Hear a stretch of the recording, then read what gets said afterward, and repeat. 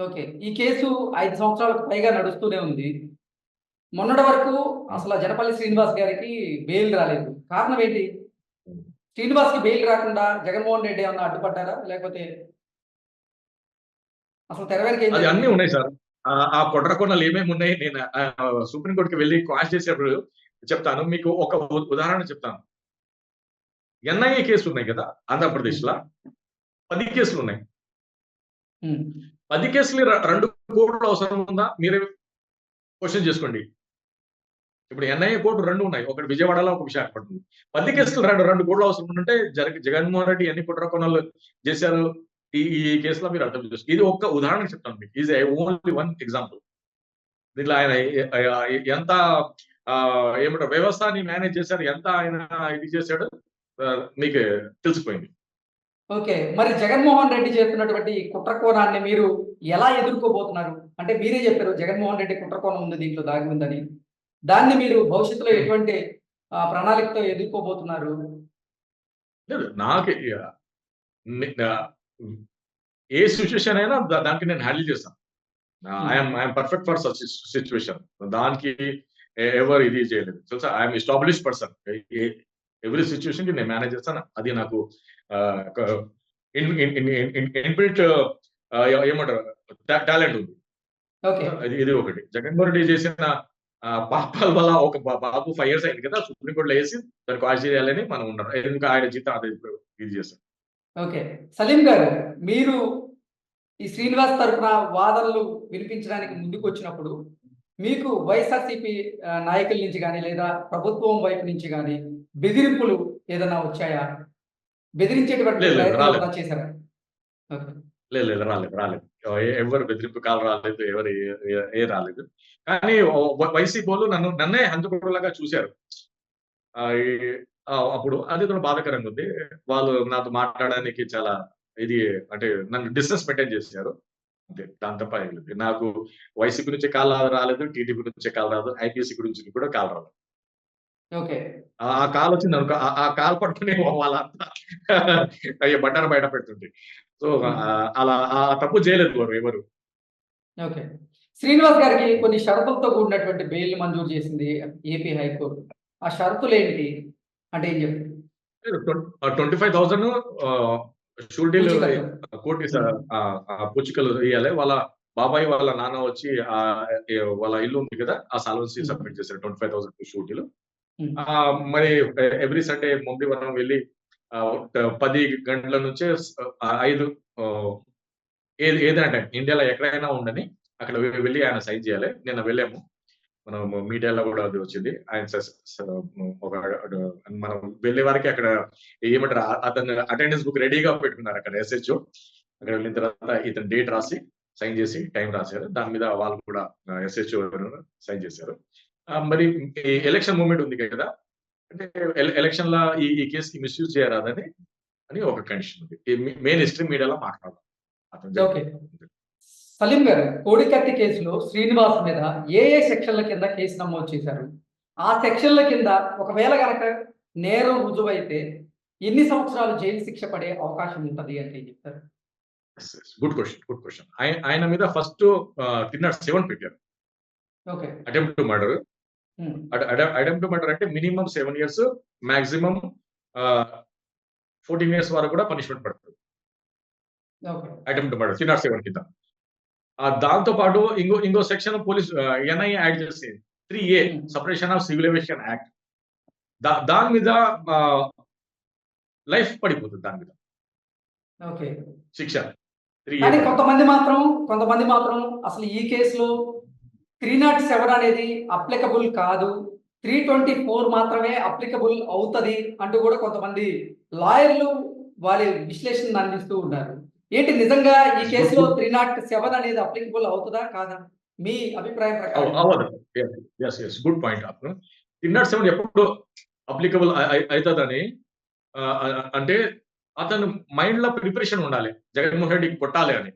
హ్మ్. కానీ వాళ్ళ ఓన్ ఆహ్, ఇది ఏముందంటే ఇతను ఆహ్, అంటే ఇతనికి సలీం అతనికి గారు ఉద్దేశపూర్వకంగా దాడి చేస్తే మాత్రమే ఉద్దేశపూర్వకంగా దాడి చేస్తే మాత్రమే 307 అప్లికబుల్ అవుతది. కానీ అసలు అంటే ఉద్దేశపూర్వకంగా చెయ్యకపోతే అది 324 కింద వస్తది అంటూ కూడా కొంతమంది వాదనలు యెస్. చేస్తూ యెస్. ఉన్నారు. Yes. Yes. Yes. Good. Good. ఇప్పుడు సార్ ఇప్పుడు నేను చెప్తాను వినండి. ఇప్పుడు హ్మ్. మీకు నాకు గొడవ అయింది. మీకు ఓకే. ఏదో ఒకటి తిట్టేసాను. ఏదో తిట్టేసాను. మిస్‌బిహేవ్‌గా చేశారు. మీరు కోపం వచ్చి టప్పని కొట్టారు. నేను చచ్చిపోయాను. హ్మ్. తిన్నట్టు మీ మీద పడదు. తిన్నట్టు హ్మ్. పడదు. ఇంటెన్షన్ లేదు మీకు సంపాలి అని. హ్మ్. అది ఇన్స్టెంట్‌గా మీకు ఇది వచ్చింది. కోపం వచ్చింది. So it is a bailable offence. హ్మ్. మీకు జైలుకి పంపించారు.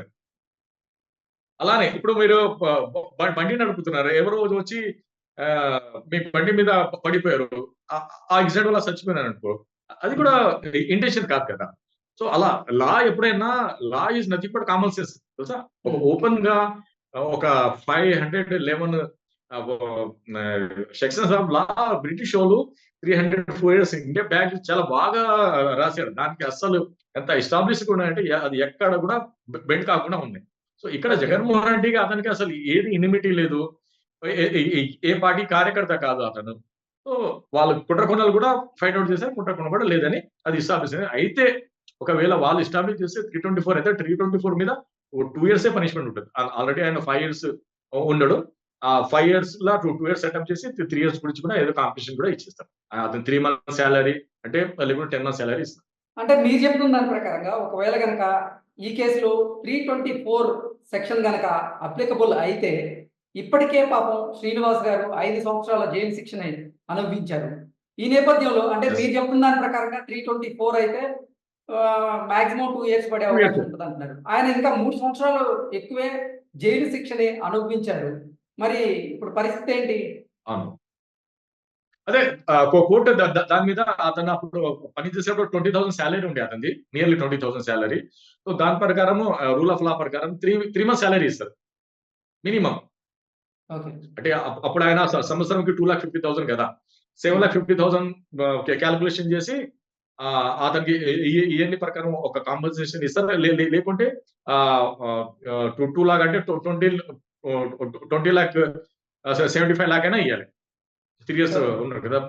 అది కూడా ఎన్ఐ జేబు నుంచి ఇయ్యాలి, లేకుంటే జగన్మోహన్ రెడ్డి జేబు నుంచి ఇయ్యాలి, లేకుంటే గవర్నమెంట్ ఇయ్యాలి అని వాళ్ళు కోర్టే డిసైడ్ చేస్తారు. ఓకే. అంటే జగన్మోహన్ రెడ్డి పెట్టుకోక తప్పదంటారు. యెస్. యెస్. దా దా దాంట్లో కూడా ఇది ఉంది. జగన్మోహన్ రెడ్డి చేత్తో ఇయ్యాలి, లేకుంటే గవర్నమెంట్ ఇయ్యాలి, లేకుంటే ఎన్ఐ చేత్తో ఇయ్యాలి. హ్మ్.